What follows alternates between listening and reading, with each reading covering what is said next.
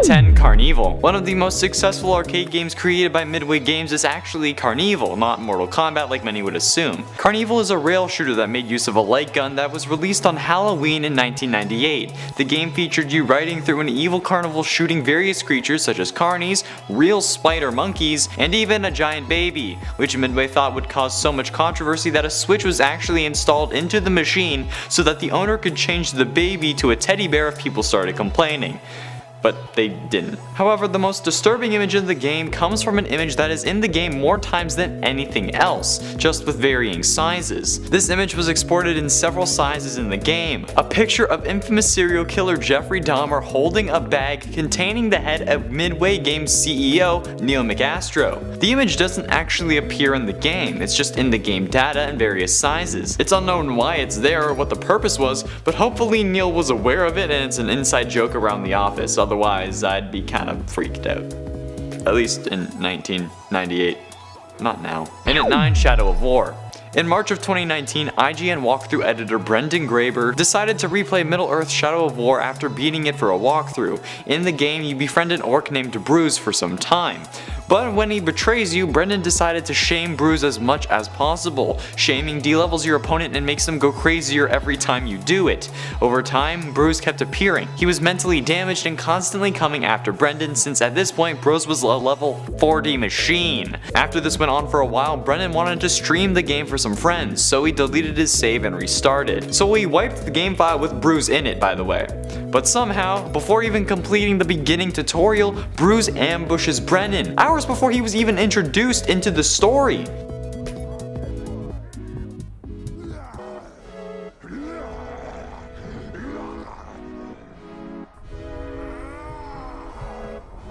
This was the same Bruce from his game since he was a level 40, and again, he hadn't completed the tutorial and he wasn't going to be in the story for another couple hours. And he could only let out growls instead of actual sentences. He defies a save and was now after you in a whole other save file. Even after this save file's Bruce had been introduced, the level 40 was still in the orcish ranks, somehow not getting deleted. He was like on the outskirts of the map where no one could find him, just waiting for the perfect time to attack. No idea how that happened. And at 8, The Witcher 3.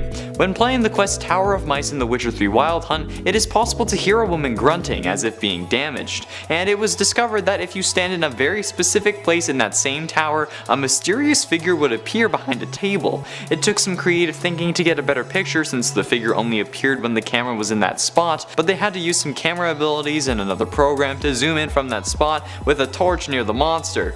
But when they did, this is what was found. They have no idea what it is or why it was only visible from that location, but it's extremely creepy and nobody knows how to handle this information. But it does have a poppin' booty, I do have to say. And at 7, Mount Chiliad. The Mount Chiliad mystery is a myth or maybe even Easter egg in Grand Theft Auto 5 that refers to a series of markings and mysterious events scattered around Mount Chiliad, the largest mountain in San Andreas. There is a mural in the cable car station in Mount Chiliad which basically looks like a map or tunnels or paths into the actual mountains. But nobody has really been able to officially solve the mystery. There are symbols all around the mountain. There is an all-seeing eye and a UFO drawn on this mural. Many attempts to solve this have taken place, but everyone claiming to solve it is lying. They've used mods or something along those lines to get an ending that nobody else could get. It's the biggest mystery in GTA 5 and the scariest in all honesty. So if you would like to take a shot at it, be my guest, but it's probably not gonna happen. And at 6, Madden Curse. Also known as the Madden Cover Jinx, the Madden Curse is the comparison of the amount of injuries to the players that were on the cover of Madden games.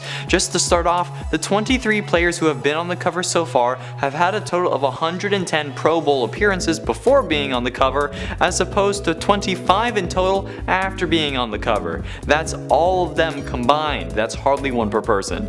Garrison Hurst was the first player to ever appear on a Madden game, being featured on Madden 99.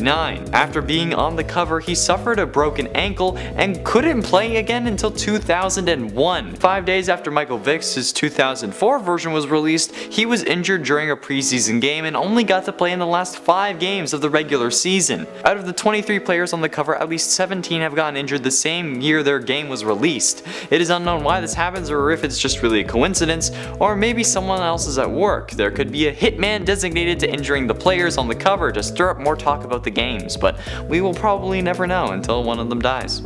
And at 5, W.D. Gaster. Beware of the man who speaks in hands. W.D. Gaster was the royal scientist before Alphys, who mysteriously vanished after falling into his own creation, one of his experiments going wrong or being shattered across space and time. Undertale is constantly hinting at his existence, and similar to Sans and Papyrus, he speaks using a different font/typeface than everyone else, depending on whether you want to call it a font or typeface. And considering how Sans and Papyrus speak in Comic Sans and Papyrus, it's safe to assume that W.D. Gaster is still a reference to a font. Some have thought Wingdings perhaps because of the WD, or maybe it's referring to the Gaster font which I am using to write this part of the script. The game of Undertale uses fun values which changes what you can see and do in game. When the fun value is at 66, you are able to encounter an entity everyone assumes to be Gaster, so much so that it's his picture on their wiki page. You can also get different references to his existence depending on your fun value.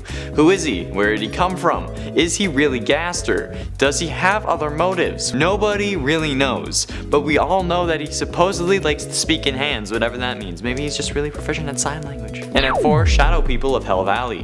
The Shadow People of Hell Valley is a nickname given to a sky texture in Super Mario Galaxy.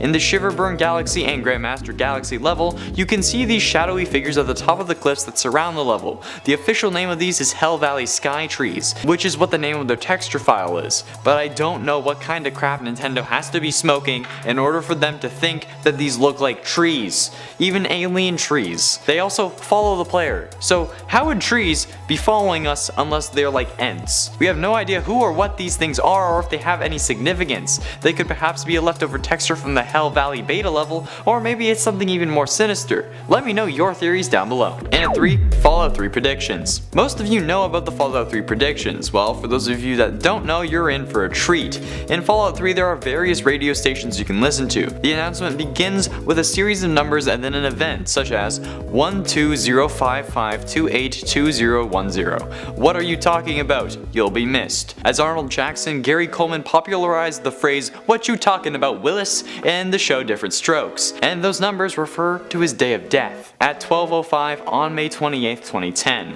12:05, 1205, May is the 5th month, on the 28th to 8 in 2010. That's creepy as hell. Remember, this game came out in 2008, or 94542002010. That's when the BP oil spill happened, as well as them predicting the death of Queen Elizabeth II, and Britney Spears getting an Oscar by 2028, and the world ending, so like, let's hope they're wrong about that.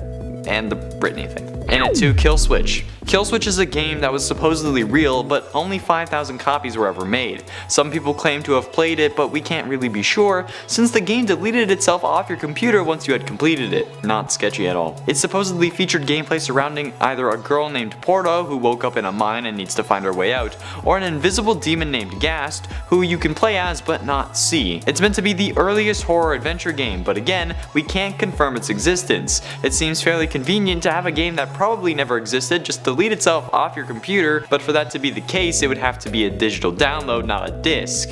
But only 5,000 copies were created, meaning it had to be a disc. But then again, it couldn't be a disc because if it tried to delete itself off your computer, you could just take the disc out and put it back in again. Otherwise, it would have been infinite like if it was on something like Steam. Obviously not Steam because of the time, but you know what I mean. It's a digital download, you can just download it again. Especially after it got out that the game deleted itself, I know people wouldn't play it all the way just to make sure that they keep the precious game, but apparently nobody did, and that's really sketchy. Finally, in at number 1, Herobrine. Herobrine is apparently the subject of a community-made creepypasta. Despite this, he is a major Minecraft icon, but supposedly has never appeared in the game. The only things considered canon about Herobrine is the first image and the story about him, as well as the Brocraft stream. Anything released after this is considered fan-made, but apparently he's entirely fan-made. I know that he's fan-made, I'm just playing it up. Like, come on, people. The community seems to think Herobrine has never been present in the game, but how could a fan-made character become so popular that he becomes added into an update list, where every update now says removed Herobrine? When Herobrine was in your world, he would do various things, like make 2x2 block-wide tunnels, remove all leaves from trees, make glowstone towers, messages on signs, sand pyramids, the works. And the original creepypasta detailing his encounter went up in popularity after Brocraft streamer Copeland hopped on the hype train. Other variations of Herobrine have been created since then, with him appearing in the Fallen Kingdom series of songs songs and parodies, and Herobrine is Coming to Town by Sky Does Everything now. But also in the popular Israfel by the Yogscast, showcased in their original Minecraft series, as well as Shadow of Israfel, which you should totally be bringing back right now. I need to know if you can save Daisy, and if KP is still alive. Bring it back, it's been years. They set him up to be Herobrine, making him do similar things until it was revealed that he wasn't Herobrine and in fact Israfel. So good. Coming in at number 10, we've got the Gyroid Face Curse from Animal Crossing. Way back before Animal Crossing New Horizons took the world by storm, the adorable little life sim made its debut on the Nintendo GameCube, and things were a lot different back then. The music was a lot simpler, mostly consisting of cheesy little drum machines and goofy synths. The characters looked a lot weirder, and the villagers tended to be pretty rude until you proved you could be a good neighbor. The memories. Since then, all sorts of quality of life changes have been implemented and lots of glitches have been ironed out. One particularly popular, or unpopular mechanic of old is our good pal Resetti. This helmet-wearing, pickaxe-holding mole would pop up from the ground if you ever forgot to save your game before shutting down. Thus began a seemingly endless lecture on the importance of saving, usually prompting players to never make that same mistake again. But some folks found out that you could potentially exploit not saving the game for profit. Nintendo saw this coming though. If you reset your console while visiting another person's village using connectivity features, when you booted it up next, your character would be itemless. Worse yet, their cute smiling face would be replaced with the trio of voids that make up a gyroid's mug. Creepy and tragic. But why the gyroid face? Well, these statuesque little creatures are based on ancient Japanese burial statues known as haniwa. Often placed on or in graves, they're said to contain people's souls. So is Nintendo stealing your character's soul for not following the rules? Why would they implement that? Coming in at number 9, we've got Beware the Giant Rat from Blood Rain 2. You know, this is good advice for all walks of life. If there's a giant rat around, you'd better be on your A game. No letting your guard down with an enormous rodent stalking the darkness. Unless you're playing through an RPG for the first time, but then you should probably leave Marshall the town rat be. But here's the thing, in Blood Rain 2 there is no giant rat. Or any giant rat that anyone knows about. But folks playing this game know very well to beware the giant rat. Well, how could this be? In the level Sewers smuggling route, there is a strange levitating rat-based Easter egg that nobody has found a satisfying answer to. At one point in the level, if you look up above Rain's head, you can see the words "Beware the giant rat" scroll by midair. It's not part of the environment or anything, it's literally just these words flying through the air. But where's the rat? Is it a secret that nobody's discovered yet? Or maybe a hidden boss that didn't make the final cut? Either way, you can be sure folks who stumbled across this message about context were definitely looking over their shoulders for the rest of the game. Did you hear that squeak? Coming in at number 8, we've got Hell Valley from Super Mario Galaxy 2. Wait, what? There's a place called Hell Valley in a Mario game? By Nintendo? Well, it's not officially called that. The real name of the location is Shiverburn Galaxy, but some files in the game refer to it as Beyond Hell Valley. And if you look in the right places, you can see some strange silhouetted figures watching on from a distance. Who are these watchers in the dark? Are they really from Hell Valley? After some digging, folks found out that the textures for these cosmic horrors were labeled Hell Valley's Skytree. Doesn't give us much more information, but knowing that these oddly shaped stewards of the deep are watching Mario bounce around makes the whole experience a little more chill-inducing. Could they be eldritch monstrosities? Old ones finally coming to destroy Mario's sanity? Does Mario even have a hold on his sanity anymore? We might never know. Coming in at number 7, we've got What Happened to Doug Ratman from Portal. What a name for a dude living in the walls, right? Poor Doug Ratman. Test subjects at Aperture Science with particularly keen eyes and excellent problem-solving skills can find their way into many of Doug's filthy dens. Responsible for such classic gamer goofs like "The cake is a lie," he was once an Aperture Scientist himself. The sole survivor of a GLaDOS-led massacre, he now dwells within the walls of the testing facility, leaving frantic scribblings all over the place, alerting Chell to the malevolent nature of the organization. Now, he might not be as big of a mystery now, but when Doug Ratman was first discovered, people went nuts for him. He only made appearances in Portal through his wall writing, and a lot of it was vague Easter eggy stuff that had to be pieced together. This kind of mystery pointing to the hidden malevolence of Aperture Science was incredible, especially as players started realizing how dangerous the testing truly was. To find the hidden rooms and learn a little more about what was going on was an incredible search, especially in the early days of Portal's popularity. Of course, his story is expanded in Portal 2 Lab Rat, but that extra story and explanation doesn't detract from the original mystery. Coming in at number 6, we've got the Mysterious Stranger from Fallout. At first, this just appears to be a fun perk to have. Every once in a while, a mysterious stranger will appear in the wasteland and provide some assistance. Fire some shots at your adversaries, draw some fire, then disappear. All good stuff. He's even decked out like an old film noir character. But there is more to the Mysterious Stranger than meets the eye. In Fallout 4, the mystery of the Mysterious Stranger compounded. Nick Valentine, one of the companions you can recruit at 4, is straight up mortified by the Mysterious Stranger's arrival. He's done a lot of research on this figure apparently, and will be totally floored when he finally catches a glimpse. So who is this strange helper, and what have they done to bring up such excitement and acclaim? Why are they helping your character? Until Fallout 4, the Mysterious Stranger was just a feature that could help you in a fight, but now there is some more backstory. Coming in at number 5, we've got the Strange Man from Red Dead Redemption. On a similar note, there is an unnamed character in the legendary open world western that has stoked a lot of conspiracies and theories. This top-hatted mustachioed man generates plenty of intrigue, and not just because he's well-groomed and dapper. There are a couple of missions you can take from this stranger which often make you partake in a moral dilemma. Do you donate money to a good cause? Should you convince an adulterous man to cease his transgressions? This is all well and good, maybe this dude is just a mysterious benefactor, but it takes a dark turn. During John Marston's last encounter with the strange man, the renegade cowboy opens fire on the enigmatic individual. Oddly enough, the bullets do no damage and cause the man no harm. He remarks that their meeting place is a fine spot and then disappears.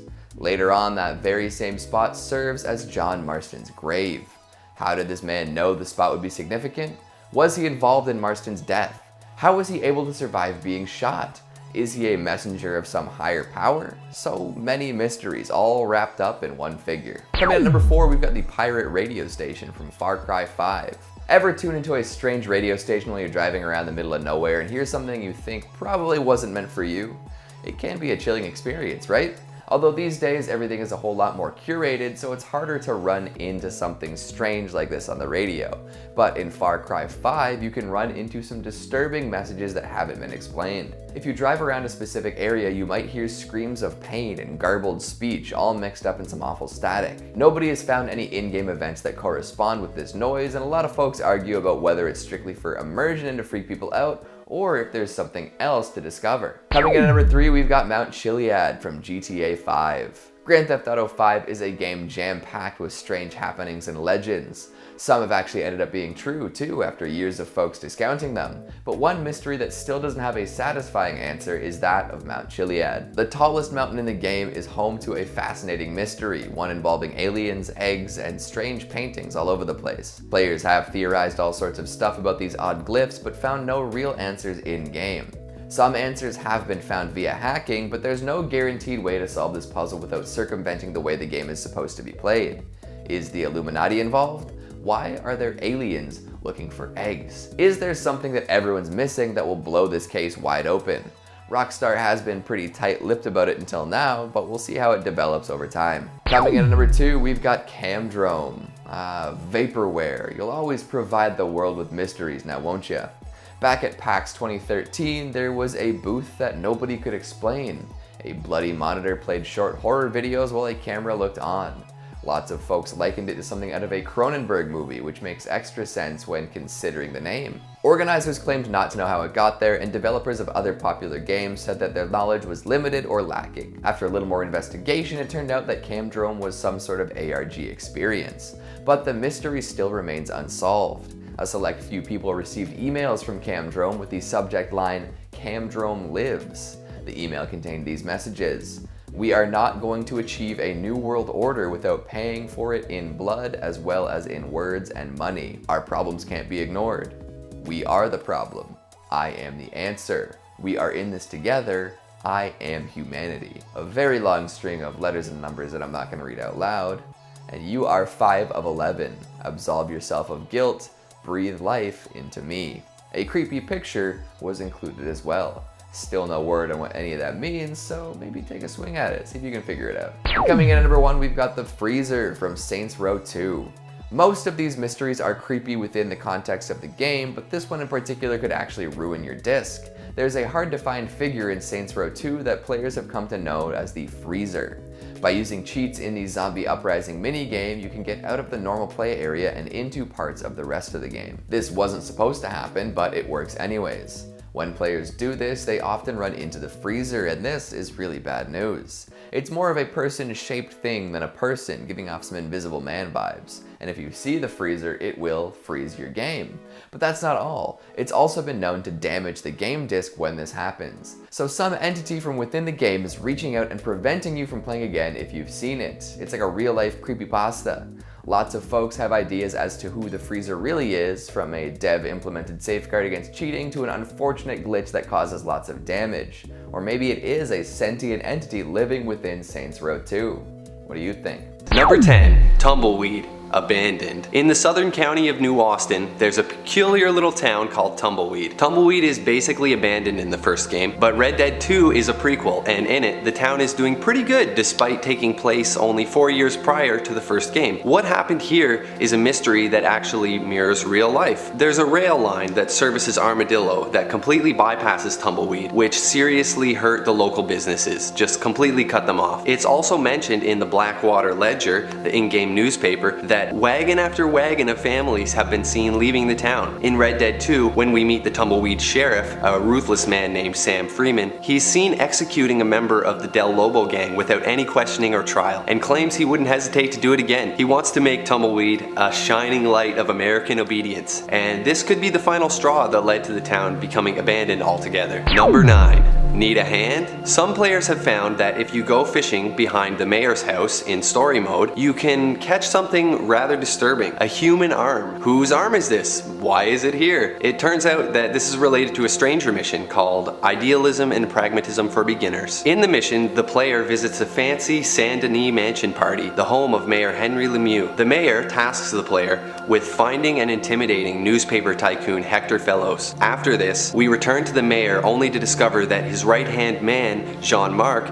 is threatening to expose the mayor for these intimidation tactics. The player is then tasked with capturing Jean-Marc so the mayor can talk to him. In the end, the player has to decide, kill Jean-Marc or set him free. If you do decide to kill him, his body is dumped in the river, and when you return to this area later and go fishing, you might catch these hands. Hey guys, if you like this video and you want to see more of this type of stuff, make sure you hit that like button. Number 8, the Night Folk. In Red Dead Redemption 2, there's an area known as the Bayou NWA, a foggy, spooky swampland that is home to gators and moonshiners. Riding through this area at night is already pretty spooky, but if you're in the area around 10 p.m. to 5 a.m., really late at night, you might be attacked by the Night Folk. Sporting tattered, dirty clothes and white face paint, these guys are terrifying and will definitely give you a fright. They set up traps and ambush travelers like the player, attacking with machetes and torches, but they never speak, just making creepy animal noises to signal one another. After the first time the player is ambushed by the Night Folk, when your heart finally stops pounding, there's a chance of coming across a stranger who needs help dealing with the Night Folk, like it unlocks a stranger mission, so watch your back in the bayou. Number 7. The Blackwater Athletics team. If you're the kind of gamer who picks up every item and reads every note, you may have figured this one out on your own. While riding around tall trees, you might happen across a pile of bodies in a hole in the ground. Specifically, you can find them south of the letter L in West Elizabeth on the world map. The corpses are all dressed in football uniforms, sporting the letter B on the front. The simple truth can be found once again in the newspaper. The article is found in Blackwater Ledger number 69 and explains that the members of the Blackwater Athletics Club have been missing for several days, and despite a thorough search of the area, have not been found. This is rumored to be in reference to a real-life Colombian football team that was kidnapped and killed, leaving only one survivor. Number 6.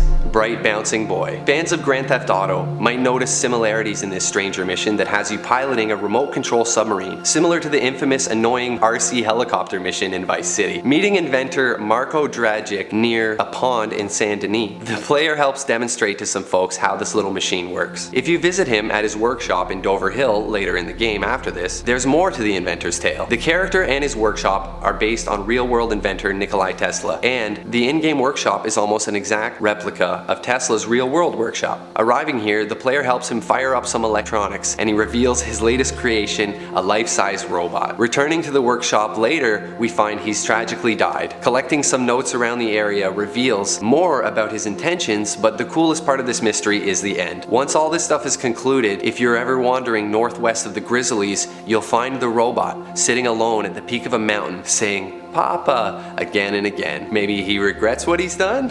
Number 5, Constipated Man. In the town of Valentine, there's a hotel that the player can visit to have a bath or to rest up for the night. But rest might be difficult, as you can hear a man moaning and hollering and making all sorts of commotion behind closed doors. It sounds like something kind of wild is going on in his room, but if you grab up a newspaper in Valentine, you'll find that it's all just an epic potty joke. This man, known as Mr. Presley, is suffering from a disease of the bowels and is quarantining at the hotel. This could be a reference to Elvis Presley given the last name and the fact that he's likely going to die on the toilet. Number 4, Mystery of the Meteorites. In the story mode, just west of Brandywine Drop, there's a house that's been smashed in by a meteor. If you travel further northwest, you can find a crater and there's a second meteor in it. Interestingly, when you pick one of these up, the game says 1 out of 3 and then 2 out of 3, implying that there's some third meteor somewhere to be found. It's also rumored that visiting this area at night, you can see some shooting stars in the sky. Sadly, in 2 years of the Red Dead community searching and searching,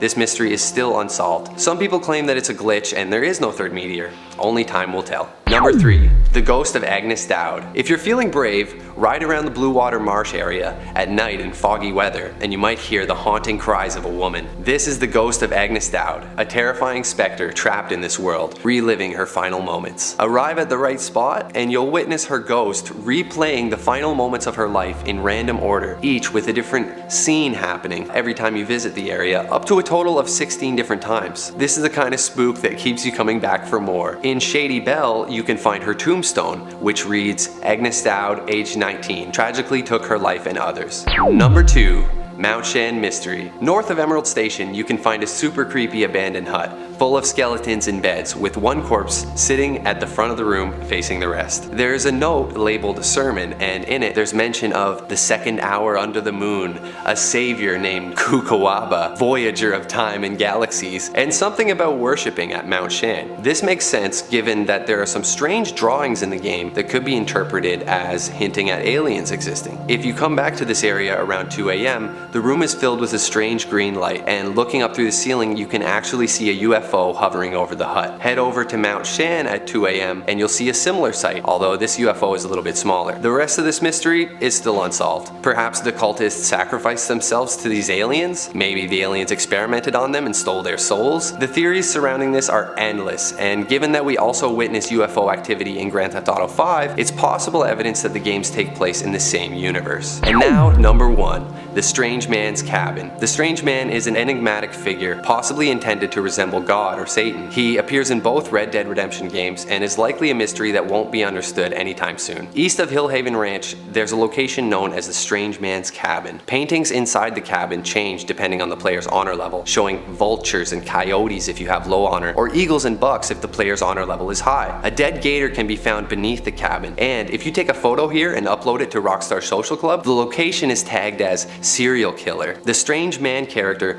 could be a reference to Mark Twain's novel The Mysterious Stranger, who is also a character referenced in the Fallout series of games. Both of these games have morality systems and narratives that often remark upon humanity's hypocrisy and other moral paradoxes. But whether he's God, the devil, or just some representation of karma, it's exactly this type of stuff that has Red Dead players searching every nook and cranny and uncovering these fascinating mysteries. Number 10. What's up with the Henry Stickmin level? So on November 18th, the official Among Us Twitter page shared this photo, giving us a sneak peek at the upcoming 4th map for the game. It said that this level will be bigger than Polis and will contain plenty of new tasks. In the upper left corner, we even get a partial look at the blueprints of the map. Among Us also tweeted about the Game Awards coming on December 10th, hinting that we'll probably be getting some more information about that when the day comes. This level is based on Invading the Airship, a game from the Henry Stickmin series by Puffballs, which you can check out on the official Among Us website. The two crewmates shown in the image are wearing accessories that pay homage to Henry Stickmin characters. Here is the airship as it's shown in the Henry Stickmin game. The complete collection of Henry Stickmin games is available on Steam if you want to go and take a look and dig around for some more secrets. It's a fun little point-and-click adventure with multiple endings. Before I hit number 9, you guys are acting kinda sus, so hit that like button so we know that you're not an imposter. Number 9, who or what are the imposters? In sci-fi horror, a big part of the fun is speculating on what happened to the crew, or where did the aliens come from, and Among Us is no exception. On the official website, the aliens are defined as parasitic shapeshifters, likely drawing inspiration from movies like Invasion of the Body Snatchers, where aliens assimilate your loved ones and it's nearly impossible to tell who's real and who's an alien. There's actually a movie called They Are Among Us that was released in 2005. Several artists have drawn up concepts on the exact anatomy of an imposter, but we haven't yet received an official look like this nightmare the people from Fall Guys gave us a while back. The exact nature of the imposters may never be fully revealed, but it sure is fun to wonder. Some folks suspect the alien imposters could have come from the planet Polis, the third map to be added to the game. Number 8. Why isn't this game on console yet?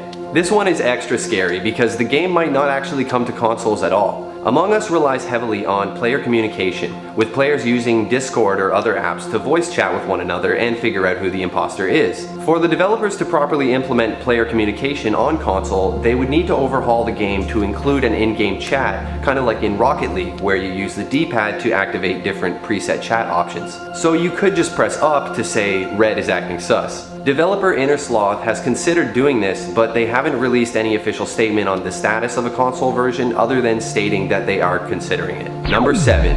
Why is Red always sus? The scary thing about Red being sus is sooner or later you're gonna have to play as Red. This is a real phenomenon as evidenced by some random stuff I found on the internet. There's a couple different reasons for this. First, Red appears in 6 different promotional images for the game, almost always as the imposter, stabbing somebody or something. Psychologically, red is a color associated with power or danger, so naturally the red crewmate rouses your suspicions. The idea was incepted into your head. In real life, red cars usually have higher insurance premiums as well, meaning we're all in agreement that red just can't be trusted. None of this stuff is justifiable or based in real logic, but it might make you feel a little better if you join the game as red and get ejected right away. Number 6. What are the crewmates? It's pretty obvious right away that the imposters are aliens, but even the regular crewmates are pretty questionable looking. The crewmates all have a backpack with no clear use, and more importantly, don't show any blood or organs upon death, just a single large bone. Furthermore, they have no visible hands, and the medbay scanner states crewmates are only 3 feet 6 inches tall, much shorter than a human. Perhaps most interesting is that at a height of 3'6" and weighing 92 pounds, all the crewmates have a BMI of 36.7, which according to the CDC equates to class 2 obesity in humans. The CDC did not respond to our offer to comment on this. It's been theorized that the extra weight could be from the spacesuit or could just be the healthy weight of whatever species the crewmates are. Definitely not human. Number 5. What's going on with this green dude? Sometimes in a particularly glitchy lobby, you might see this guy, an off-color green dude with 3 question marks above his head. It's supposed to only appear for a split second when a player is loading into the game, but sometimes glitched players are stuck with this guy, who's not green or lime, but is called Fort Green. Some other weird facts about this guy? If he's killed, the body shows up as red. Pretty sus. Also interesting, if you scan this guy in the medbay, he weighs 132 pounds instead of the usual 92. He also is the only crewmate with blood type AB+. Luckily, none of the crewmates ever need a blood transfusion. This mystery is basically just a glitch, but it's pretty neat. Number 4. How did this game get so popular? Now for the real mystery. How did this game get so popular? With simple graphics and repetitive gameplay, this thing went relatively unnoticed at launch. It seems like the game just happened to be out there at the perfect time, in the early days of COVID when we were all desperately seeking the next distraction. The deception and detective work really raise the stakes, but the tasks are like little mini games that help keep things fun and remind me of games like Mario Party or Jackbox games. This game definitely benefits from its cute art style that puts it right in the same niche as Fall Guys and Fortnite, but it was ultimately the growing number of streamers experiencing massive growth as a result of streaming that helped the game rise to success. It also really helps that the game is available on mobile. It's massively popular all around the world with a huge player base in many different countries. Love it or hate it, Among Us isn't going away anytime soon. Number 3. What happened to Among Us 2? In August, Inner Sloth announced that they were working on a sequel to the game, as the original game's code wasn't really set up to support ongoing updates and changes. During this time, some new servers and regions were added to the game, but in September, the sequel was cancelled. They opted instead to put in the work, make adjustments to the first game's code to make the planned content from the sequel fit in there because the first one was becoming hugely popular. This was probably a great move on their part, as in the past we've seen games like Dead Frontier launch a sequel that only spreads the developer thin as they try to keep up updating both games at the same time. There are much more updates to Among Us coming down the line, including improved gameplay for ghosts, customizable controls, a friends system, and even more player colors. Number 2. What does Mira do?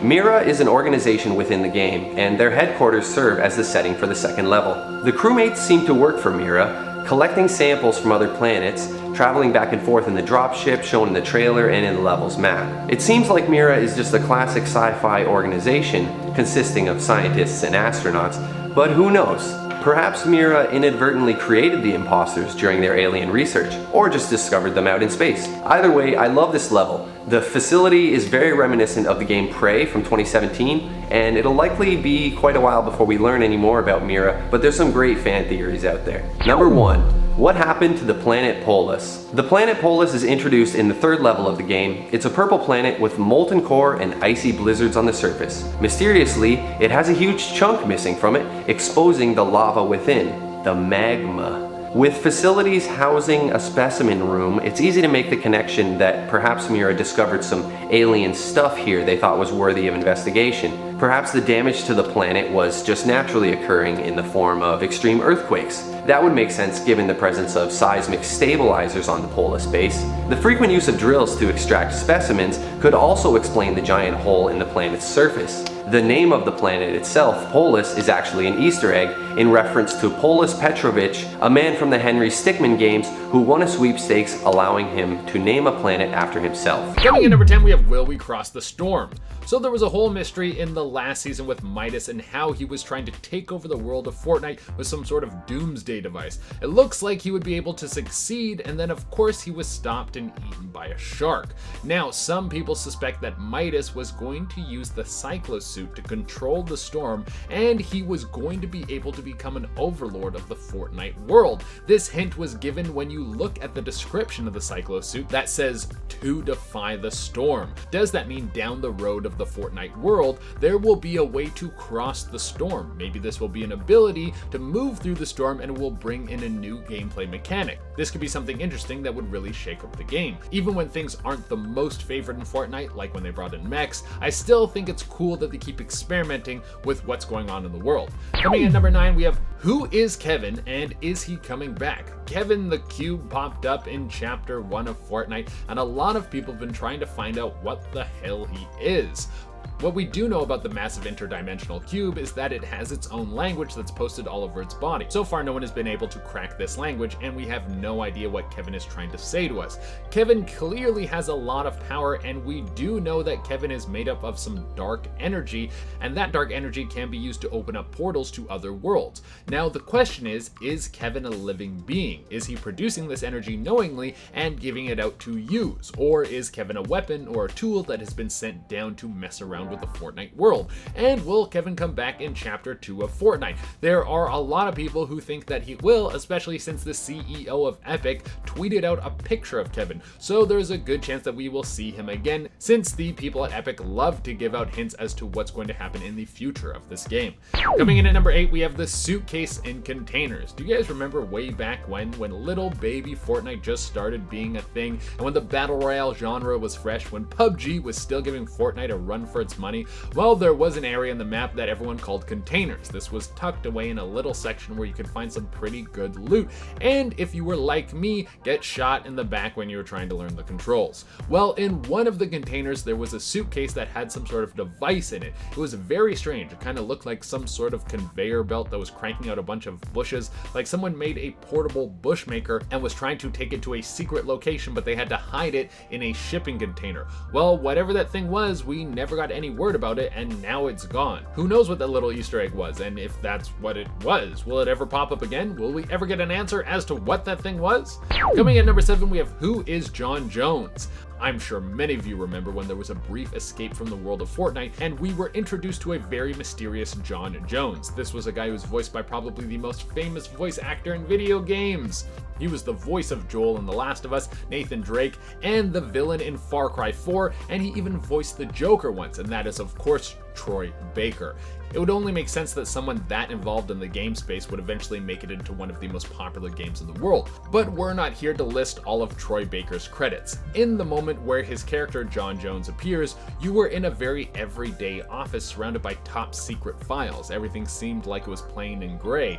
Really, it seemed like normal everyday life. Now, could this mean that there's a space outside of Fortnite where things are normal? Could the Battle Royale world be controlled by someone outside who's watching all of this? Or did the people in the office just make contact with Fortnite? Also, what is your character's connection to John Jones? Coming in at number 6, we have what is on the outside of the storm. This is somewhat a combination of our last 2 points. It would seem that the game is hinting that in the future you might be able to travel beyond the storm, to visit worlds that are on the outside of Fortnite. Will this happen within the Battle Royale, or will this be a whole new game that has nothing to do with the main game, but builds on the mythos of Fortnite? I have no idea, but I wouldn't be surprised if Epic tries to expand the IP like that. But it would seem that there are worlds that exist beyond the storm. And why is this one area in the Fortnite universe where everything is condensed into? There are hints that there could be some way out of the storm. Do the people trapped in the Battle Royale even want to be there, or are they stuck in an endless loop of death and rebirth like some sort of purgatory that will never end? That is a much darker lore than I think the game ever intended to have. Coming in at number 5, we have where does everyone keep coming from? It's no mystery that the Fortnite world is full of new characters all the time. Now, we could just say that these people are just skins, that they come in and they don't really have any effect on the world, but we know that's not true. We just had the Nexus War with the Marvel crossover. In that, we have so many different characters pop in and show off their cool powers and get players hyped about who they could possibly play as. Let me know in the comments which character you are most excited to see to come to Fortnite. Mine was Doctor Doom. I don't know why I love Doctor Doom so much. I think it's because he's been able to best some of the greatest people in the Marvel universe, and he isn't that much more powerful than just an average supervillain. He just has a really big brain.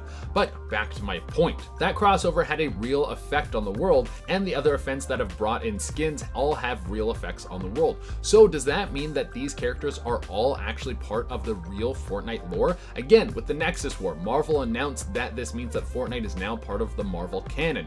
So what is happening in the multiverse hub that is causing Master Chief, Kratos, Wolverine, and so many other characters to come to the same place? Is there some sort of powerful being that can reach through dimensions who's bringing them all to the same location? I have no idea how this is all unfolding, but it's clear with the John Jones stuff that there's some interdimensional craziness going on. Coming in number 4, we have who will be the next Marvel villain. We have seen quite a few Marvel crossovers, and at this point the Nexus War was by far the biggest one, and I can only assume that the next one is going to be even bigger. I don't know how you can get bigger than the Devourer of Worlds, but I'm sure that the people at Fortnite and Marvel will find a way. So I kind of wanted to speculate on who it could be. I think the Skrull would be a great choice. This crossover would have you fighting a Skrull invasion that is shape-shifting into different heroes and using their powers. That means you could fight a cast of heroes that you've seen before and bring in a whole bunch of new ones to keep the game feeling fresh.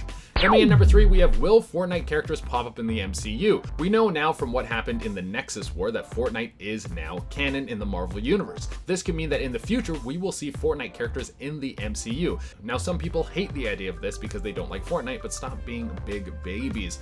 Who cares if this kind of crossover happens? It would be cool, and it's awesome to see something like Fortnite blowing up in the game space because Epic is such a great company. Coming in at number 2, we have is Midas actually dead? Now, it would seem that Midas actually got taken out by that shark at the end of the last season, but as we all know, anything can happen in the world of Fortnite. Some people think that he could still be alive and plotting something, and there's speculation that he could be planning something with a Marvel villain, which would be a super cool crossover. You have a big baddie from Fortnite teaming up with someone evil from the Marvel universe. I am down to see it. And coming into the number 1 spot, we have the Redacted Bunker. What on earth is in the Redacted Bunker? When there seems to be something in the Fortnite world like a secret door or button or many of the other things that have popped up in the world, it has us all scratching our heads, and it always leads to something. So when many players came across a massive bunker that they couldn't open with the name Redacted on it, everyone started asking the question, what the hell is hiding in there? Now there are plenty of theories as to what could be in there. I think the most logical one is that the people at Epic have no idea what they want to do with this bunker yet, and they just put it in there so they could have something to play with in the future. Some people think that this could be the lair of the Chaos Agent or the 0 Point Energy. Or it could be the entrance to something that none of us have ever seen before. I was thinking that they might use this to do something similar as to what's going on in Call of Duty Warzone, since Warzone has had some interesting bunkers in their game. So maybe they would do a little bit of a shout out to a fellow Battle Royale? Or could we even get a Call of Duty Fortnite crossover? Epic has shown that they want to be the champions of the game space and make it better for everyone. So they might not see Activision and Call of Duty as the competition, but more as friends.